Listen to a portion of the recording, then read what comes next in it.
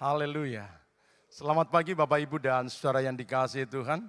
Senang sekali hari ini kita ada di bulan yang baru. Tepat hari ini tanggal 1 Juni, hari kelahiran Pancasila. Nah saudara-saudaraku yang dikasihi oleh Tuhan, dan tepat pada hari-hari ini, gereja Tuhan sedang ada dalam masa penantian pencurahan Roh Kudus. Pada hari Kamis yang lalu kita merayakan hari kenaikan Yesus Kristus. Dan mulai dari hari Jumat, baik pagi maupun malam, kita berkumpul di tempat ini untuk kita berdoa menanti datangnya Roh Kudus. Setiap kita membutuhkan Roh Kudus, setiap kita membutuhkan penolong. Itulah sebabnya di masa-masa di mana kita sedang menanti datangnya Roh Kudus, mari gunakan momen ini untuk kita mencari Roh Kudus supaya memenuhi hati kita. Oleh karena itu di pagi hari ini saya ingin mengajak kita untuk kita belajar bersama-sama tentang hadirnya Roh Kudus. Dan tema firman Tuhan di pagi hari ini saya memberikan judul No Fire, No Power. No fire, no power. Tanpa api maka tidak ada kuasa. Mari kita membuka dalam kitab Lukas pasal yang ke-24 ayat 48 sampai dengan ayat yang ke-49. Demikian firman Tuhan, kamu adalah saksi dari semuanya ini. Dan aku akan mengirim kepadamu apa yang dijanjikan Bapakku. Tetapi kamu harus tinggal di dalam kota ini sampai kamu diperlengkapi dengan kekuasaan dari tempat yang maha tinggi. Bapak, Ibu, dan saudara-saudaraku yang dikasihi oleh Tuhan. Kalau kita melihat kisah Paskah, maka kita mengetahui bahwa pada waktu malam Yesus bersama dengan murid-muridnya berada di Taman Getsemane. Dan malam hari itu, maka seorang murid bersama dengan serdadu-serdadu Roma dan orang-orang Yahudi juga menyusul di Taman Getsemane. Mereka datang hendak menangkap Yesus. Mereka datang hendak menyalibkan Yesus. Dan di malam itu di Taman Getsemane, Yesus ditangkap. Dan sejak saat itu, maka satu persatu muridnya meninggalkan Yesus. Murid-murid lari, meninggalkan Yesus seorang diri. Mereka ketakutan karena Yesus ditangkap oleh serdadu-serdadu Romawi. Saudara-saudaraku yang dikasihi oleh Tuhan Yesus Kristus. Ditangkapnya Yesus di Taman Getsemane membuat murid-murid bukan saja ketakutan, tapi mereka kehilangan harapan. Guru yang selama ini menyertai, guru yang selama ini bersama-sama dengan dia, sekarang ditangkap dan hendak disalibkan. Mereka frustasi. Harapan yang dulu mereka agung-agungkan untuk bersama-sama dengan Yesus hilang.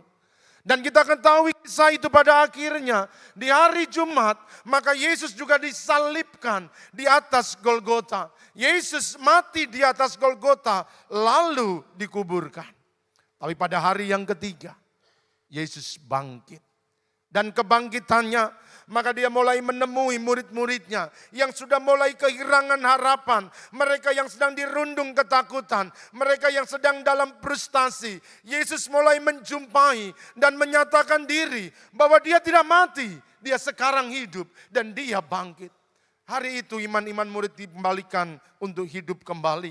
Iman mereka dibangkitkan, keyakinan mereka ditumbuhkan dan harapan mereka hidup kembali. Yesus yang mati telah bangkit. Berapa hari bersama dengan murid-muridnya? 40 hari sejak kebangkitannya. Yesus bertemu dengan banyak orang. Dan pada hari yang ke-40, Yesus akan pergi meninggalkan mereka.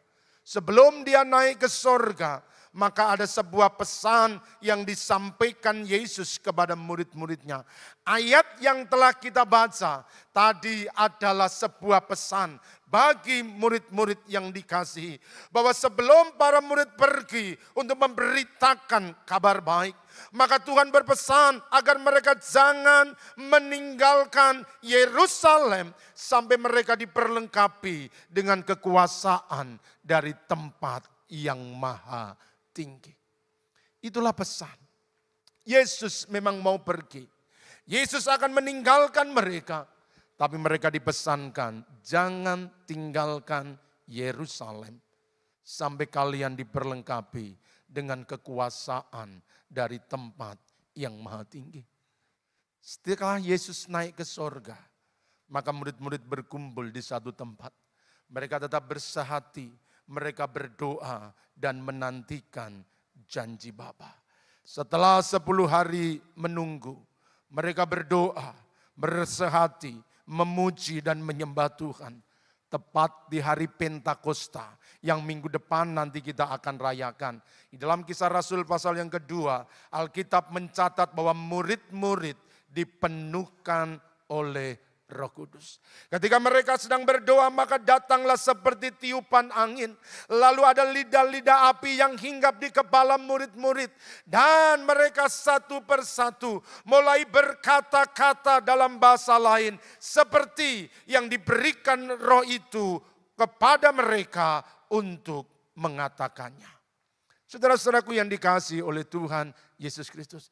Inilah alasan mengapa Yesus tidak mengizinkan mereka pergi. Yesus berkata, engkau harus tinggal di Yerusalem sampai engkau diperlengkapi dari tempat yang maha tinggi. Jangan pergi, jangan melayani sebelum engkau diperlengkapi dengan kuasa dari tempat yang maha tinggi. Kenapa harus menunggu diperlengkapi baru mereka pergi? Sebab no fire, no power. Kalau tidak ada api, maka tidak akan ada kuasa yang terjadi. Bapak, Ibu, dan saudara-saudaraku yang dikasihi, ketahuilah bahwa keberhasilan dalam melayani itu tidak ditentukan oleh kekuatan diri sendiri, bukan oleh kehebatan manusiawi, tetapi oleh kuasa dari tempat yang maha tinggi, yaitu kuasa api Roh Kudus. Yesus sadar siapa murid-muridnya. Mereka adalah orang-orang yang lemah. Mereka orang-orang yang tidak berdaya. Itulah sebabnya supaya berhasil dalam melayani, maka mereka harus diperlengkapi dengan kuasa dari tempat yang maha tinggi. Sebelum mereka pergi memberitakan Injil, menjadi saksi, maka mereka harus diperlengkapi dari kuasa yang maha tinggi. Roh Kudus turun, hinggap dalam diri mereka. Roh Kudus memenuhi diri mereka. Dan saudara melihat bahwa apa yang terjadi ketika murid-murid dipenuhi Roh Kudus. Sejenak saya ingin mengajak saudara untuk melihat perubahan yang terjadi. Mari kita bandingkan apa yang terjadi sebelum mereka dipenuhkan Roh Kudus dan setelah mereka dipenuhkan Roh Kudus. Nah, sebelum mereka dipenuhkan Roh Kudus, maka murid-murid adalah orang-orang penakut. Yesus ditangkap, mereka pergi meninggalkan Yesus. Bahkan ada muridnya yang pernah bersumpah, semua boleh pergi, semua boleh lari, tapi aku sekali-kali tidak akan meninggalkan engkau. Tetapi baru saja dia menyampaikan sumpahnya, dia sudah mengkhianati Yesus, dia menyangkal Yesus. Sebelum dipenuhkan Roh Kudus, mereka penuh dengan ketakutan. Tapi kita lihat apa yang terjadi setelah mereka dipenuhkan dengan Roh Kudus. Mereka bukan lagi dipenuhi dengan ketakutan. Tetapi setelah dipenuhkan Roh Kudus, murid-murid memiliki keberanian. Dulu takut, tapi sekarang mereka berani. Dulu pergi, tapi sekarang mereka menghadapi apapun yang terjadi. Dari mana mereka bisa berubah? Karena ada kuasa yang turun atas hidup mereka. Ada Roh Kudus yang menghinggapi mereka. Ada Roh Kudus yang memenuhi mereka. Sehingga ketakutan itu hilang dan keberanian sekarang datang. Saudara-saudaraku yang dikasihi oleh Tuhan Yesus Kristus. Dalam Kisah Rasul pasal yang kedua mencatat bagaimana keberanian mereka. Tidak ada ketakutan dalam diri mereka. Apapun tantangan yang mereka hadapi, mereka berani untuk menghadapi. Kenapa? Karena ada kuasa dari tempat yang maha tinggi. Yang kedua, bahwa dulu mereka melayani tanpa kuasa. Bahkan untuk mengusir setan pun mereka tidak bisa. Tetapi setelah mereka dipenuhkan Roh Kudus, maka pelayanannya penuh kuasa. Orang-orang sakit disembuhkan, orang lumpuh dibuat berjalan, orang-orang dipanggil dan bertobat, menyembah Tuhan. Dari mana semua itu datang? Karena ada kuasa dari tempat yang Maha Tinggi. Dulu sebelum dipenuhkan Roh Kudus, mereka mengandalkan kuasa manusiawi. Mereka mengandalkan kekuatan diri sendiri. Tetapi setelah dipenuhkan Roh Kudus, maka mereka dipenuhi dengan kuasa ilahi. Bapak, Ibu, dan saudaraku yang dikasihi oleh Tuhan Yesus Kristus. Setelah mereka dipenuhkan Roh Kudus, maka mereka mampu menjangkau hal-hal yang supranatural, yang tidak mungkin dikerjakan oleh manusia. Tetapi rasul-rasul memiliki kuasa ilahi untuk melihat hal-hal yang tersembunyi, hal-hal yang tidak diketahui, bahkan hal-hal yang ditutup-tutupi. Ananias dan Safira adalah satu bukti bahwa rasul-rasul melayani bukan lagi dengan kuasa manusiawi. Tapi mereka melayani dengan kekuatan ilahi yang tidak nampak, mereka bisa melihatnya. Yang tidak diketahui, mereka bisa mengetahui. Dan mereka menegur Ananias dan Safira karena mereka mendustai Roh Kudus. Dari mana mereka tahu? Bukan kekuatan mereka, bukan kehebatan mereka, tetapi karena ada Roh Kudus di dalam hidup mereka. Sekali lagi saya ingin simpulkan kepada saudara bahwa keberhasilan dalam melayani selalu ditentukan oleh api. Oleh sebab itu mereka diperintahkan tinggallah di Yerusalem. Jangan pergi sampai api Roh Kudus itu turun memenuhimu. Saudara-saudaraku yang dikasihi oleh Tuhan Yesus Kristus. Bahwa keberhasilan dalam sebuah pelayanan tidak pernah ditentukan oleh kehebatan manusia. Keberhasilan dalam pelayanan tidak pernah ditentukan oleh kemampuan yang kita miliki. Oleh talenta yang kita punya. Oleh pengetahuan, bahkan pengalaman. Keberhasilan dalam semua pelayanan terjadi karena adanya api Roh Kudus yang menyala di dalam hati. Saya mungkin bisa berkhotbah. Tapi khotbah ini tidak ada apa-apanya kalau tidak ada api yang turun. Khotbah ini tidak akan berarti kalau tidak ada Roh Kudus yang mengurapi. Semua orang bisa melayani, tapi pelayanan yang berhasil selalu lahir dari api yang ada di dalam hati. Saudara-saudaraku yang dikasihi oleh Tuhan Yesus Kristus, perhatikan. Kadang-kadang bukan besarnya masalah yang membuat kita kalah. Tetapi kecilnya api yang ada di dalam hati. Bukan besarnya masalah yang membuat kita kalah dan menyerah. Tapi karena kecilnya api di dalam diri kita. Saudara tentu melihat kisah ini, peperangan antara Daud dan Goliat. Sebelum Daud tiba di medan pertempuran, maka di sana sudah ada Saul dan pasukan Israel. Mari kita membandingkan apa yang terjadi antara Saul dan Daud. Saul melihat musuh yang sama. Daud melihat lawan yang sama. Mereka ada di medan peperangan yang sama. Menghadapi situasi yang sama. Menghadapi lawan yang sama.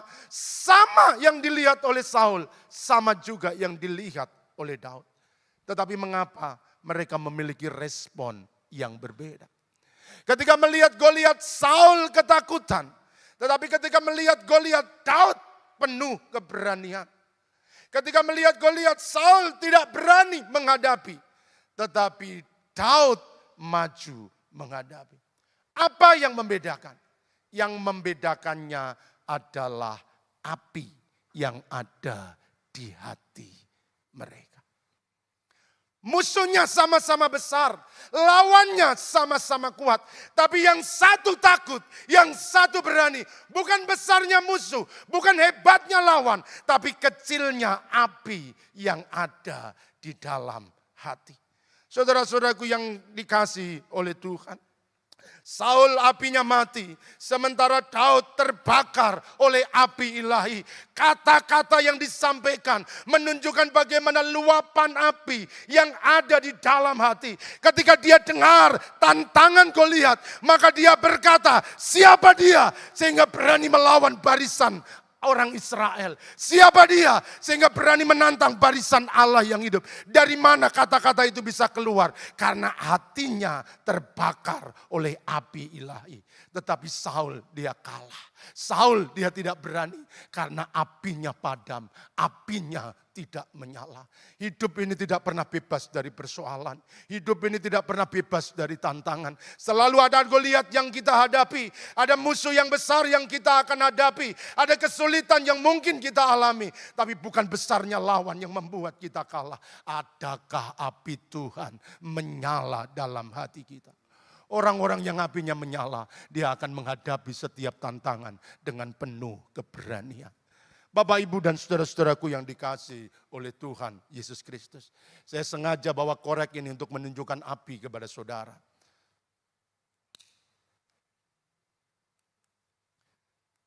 Ini nyala tapi nggak kelihatan. Dipadamkan dulu lampunya. Padamkan semua saja.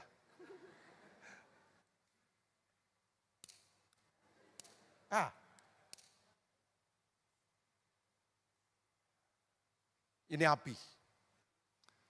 Api yang menyala, dia selalu tegak berdiri. Perhatikan, api selalu menyala ke atas.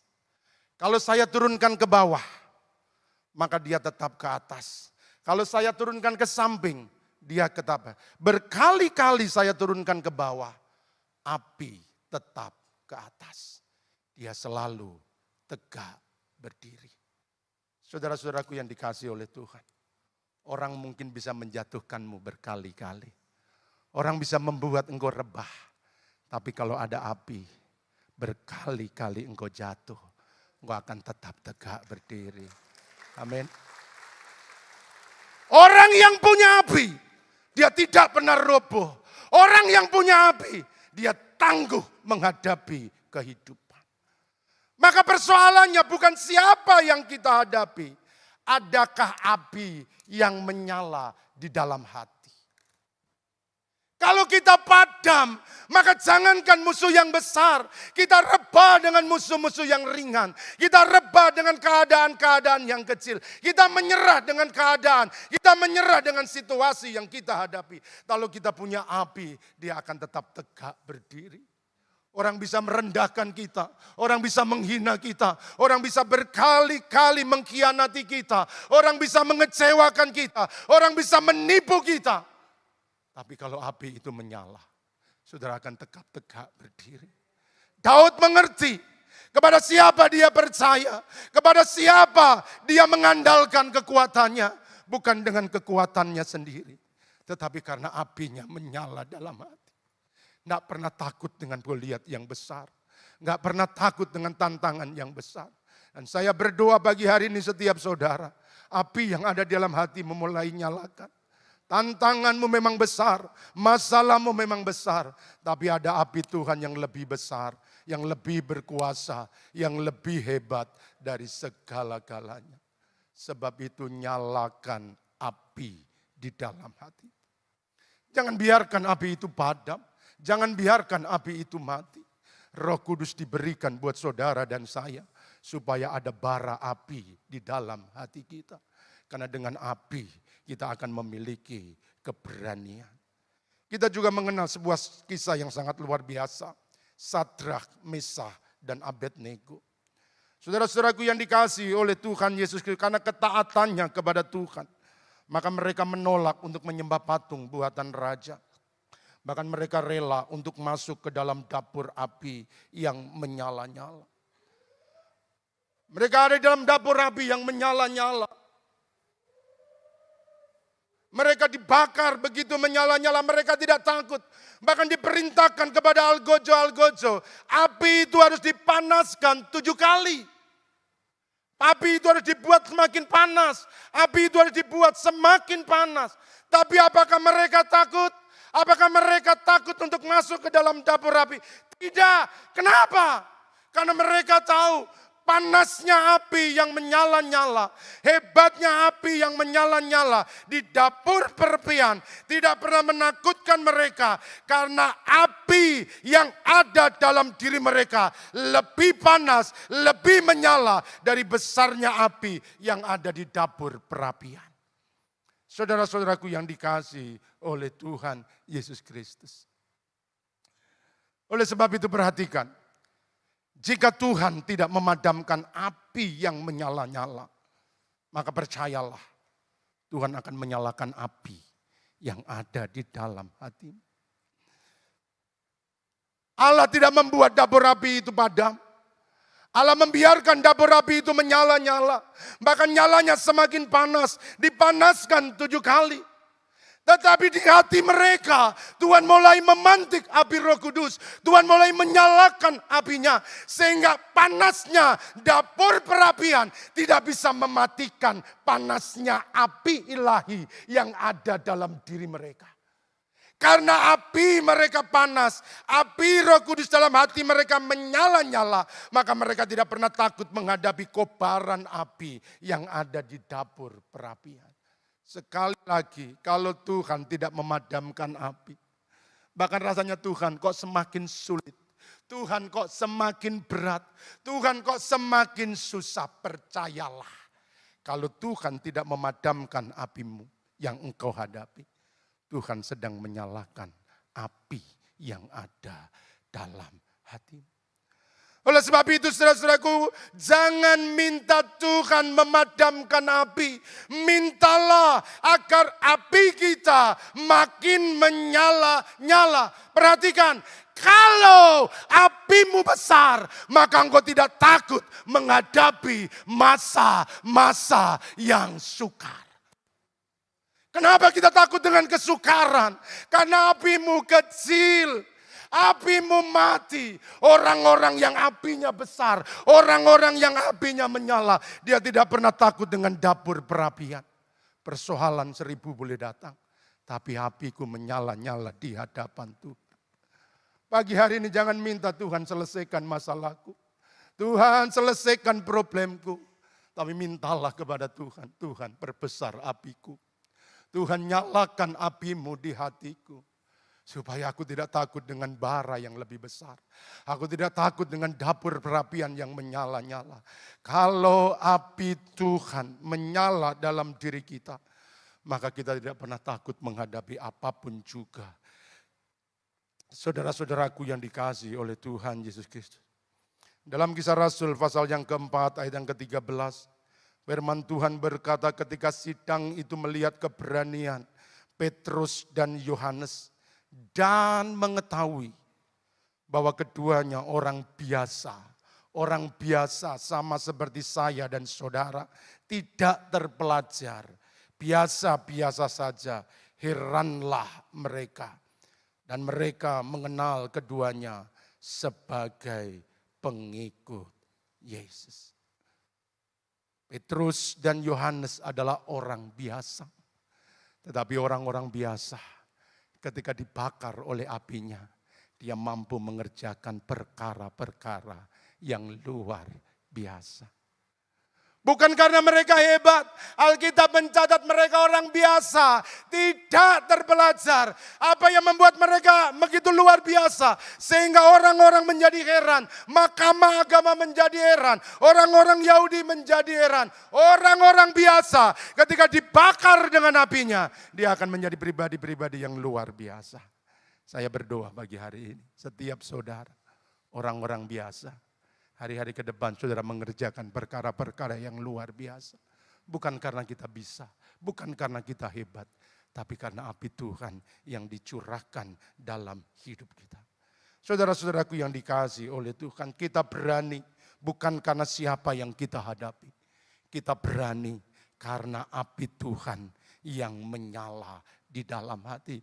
Orang-orang biasa tidak takut menghadapi para penguasa. Mereka tidak terpelajar, tidak pernah gentar menghadapi para pembesar. Dari mana keberanian itu datang? Karena api Roh Kudus menyala di dalam hati. Bukan sulapan. Keluarnya apa? Bukan. batu bata. Gedung yang tinggi ini dibangun karena tumpukan batu bata. Tapi saudara tahu dari mana batu bata ini diciptakan? Dari mana batu bata ini dibuat? Batu bata ini dibuat dari tanah liat, lembek, lemah, tidak berdaya. Tapi apa yang membuat batu bata ini keras dan kuat? Batu bata ini menjadi kuat karena dia dibakar oleh api. Saudara dan saya diciptakan dari tanah. Kita lemah, kita nggak berdaya, kita nggak punya kekuatan apa-apa.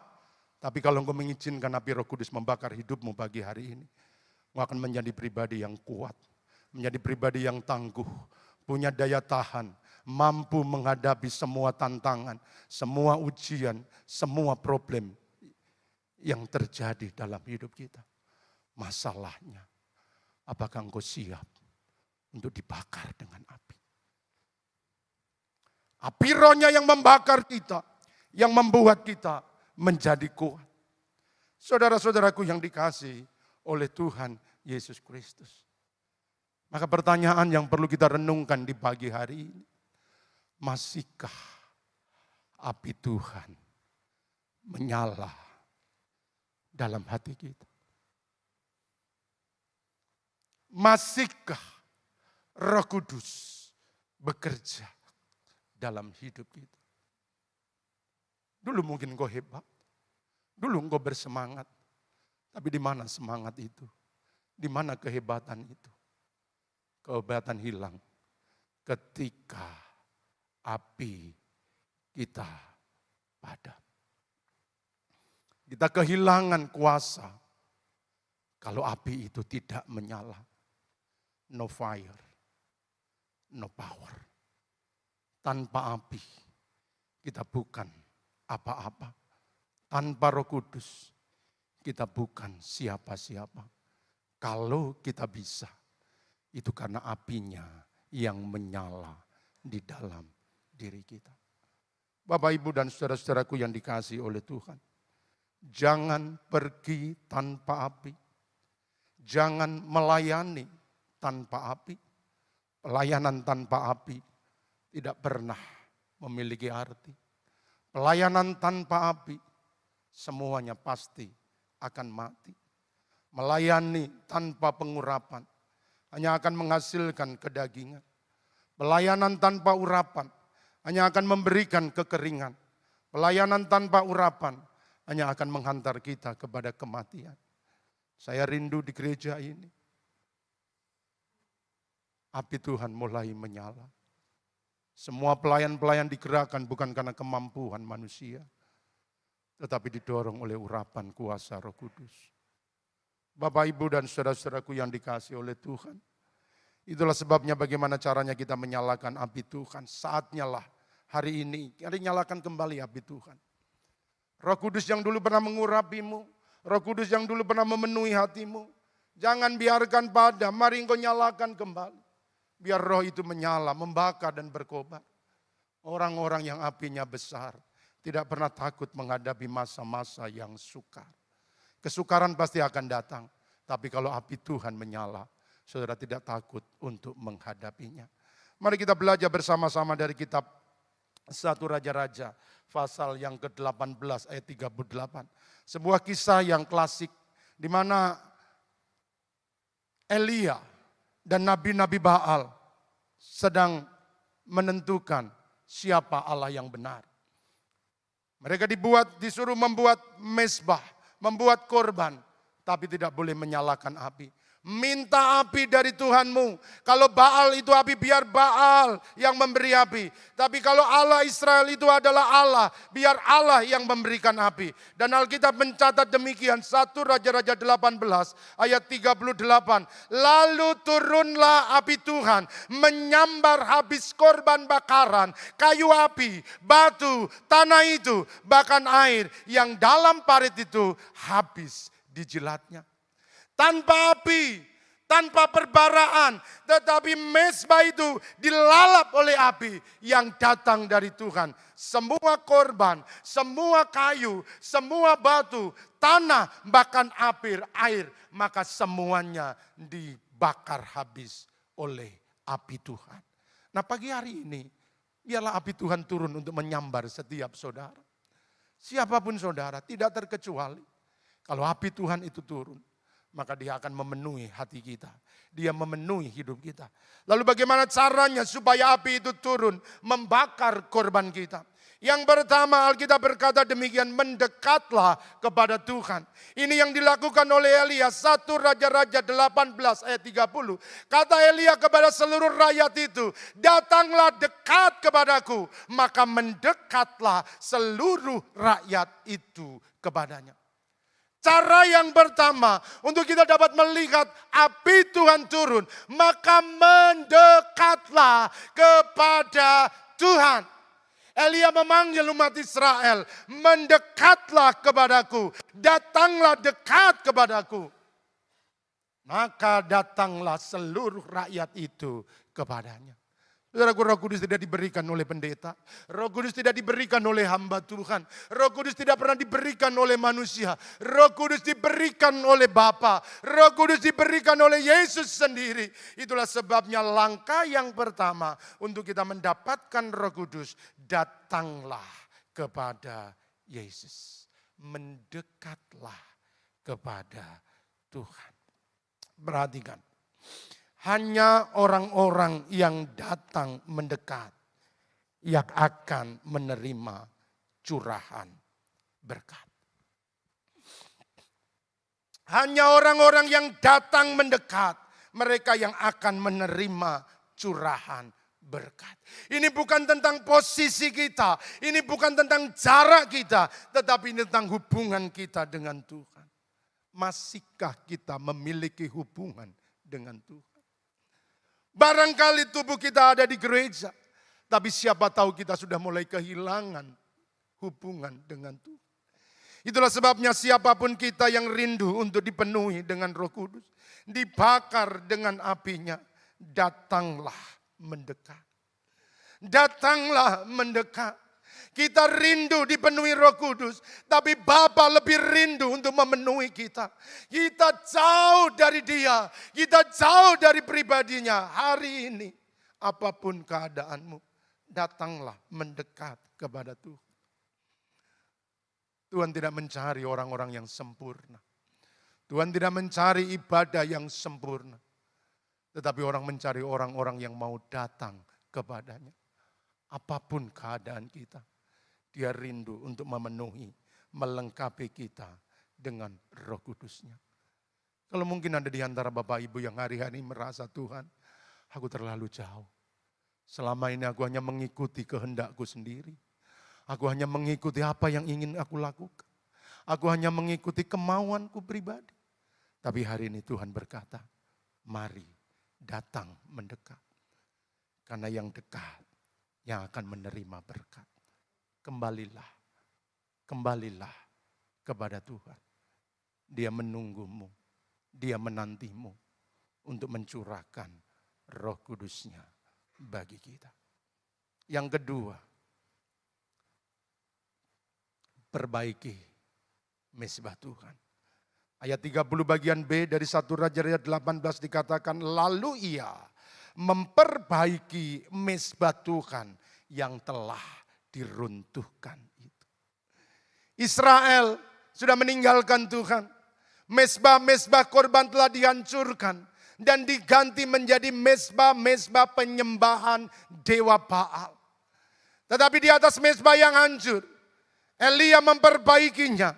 Mezbah yang telah diruntuhkan, Elia memperbaikinya supaya mezbah itu menjadi tempat untuk api Tuhan turun.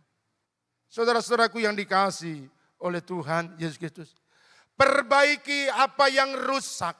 Bangun kembali yang telah runtuh. Karena mezbah yang runtuh tidak pernah ada api yang jatuh. Sekali lagi, mezbah yang runtuh tidak pernah ada api yang jatuh. Pagi hari ini, bagaimana dengan mezbah hidup kita? Barangkali bertahun-tahun mezbah ini sudah hancur tuh. Lalu banyak dosa dan kejahatan yang kita lakukan.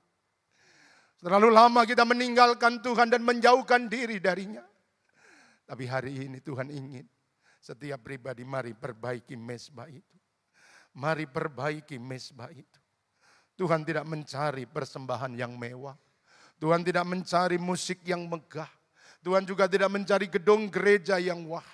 Tuhan sedang mencari hati yang menjadi mezbah. Karena di atas mezbah korban api itu dinyalakan.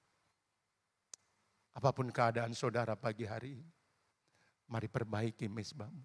Siapkan diri untuk menjadi sambaran api Tuhan. Kalau api itu datang, api itu menyala, maka kekuatan ilahi akan menyala. No fire, no power. Siapkah saudara menerima api Tuhan pagi hari ini? Mari perbaiki mezbah saudara.